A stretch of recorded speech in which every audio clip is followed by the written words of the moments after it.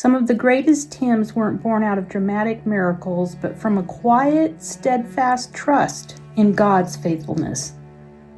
The hymn, Great is Thy Faithfulness, is one of those songs. Welcome to Saturday Coffee Time with Spooner Church of the Nazarene. I'm Shannon, reporting on faith from north central Kansas. Thomas Obadiah Chisholm was born in 1866 in a simple log cabin. His life was far from easy. His health was frail, his finances were uncertain, and his dreams often seemed just out of reach. He worked as a teacher, then briefly as a pastor, but poor health forced him to step away from ministry. Instead of despair, Chisholm turned to what he did best, writing poetry. Through every trial, one truth remained: God was faithful. Inspired by these verses from Lamentations chapter 3, verses 21 to 23, which reads, "This I recall to my mind, therefore have I hope. It is of the Lord's mercies that we are not consumed, because his compassions fail not. They are new every morning. Great is thy faithfulness."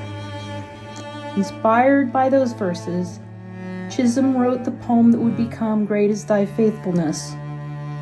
He sent his poem to a friend, musician William Runyon, who worked with Moody Bible Institute. Deeply moved, Runyon composed a melody that would bring these words to life.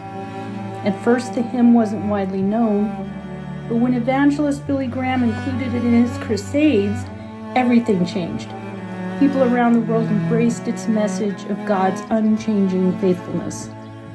Unlike other hymns inspired by dramatic events, Great is Thy Faithfulness came from the daily reality of trusting God one day at a time.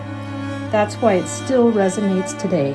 No matter what we face, God's love never wavers. His mercies are new every morning. His faithfulness never fails. As thou hast been, thou forever wilt be. And today we worship God together through that famous refrain, "Great is thy faithfulness, great is thy faithfulness. Morning by morning new mercies I see.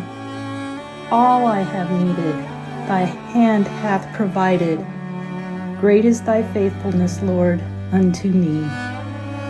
Thank you for joining me. God bless you.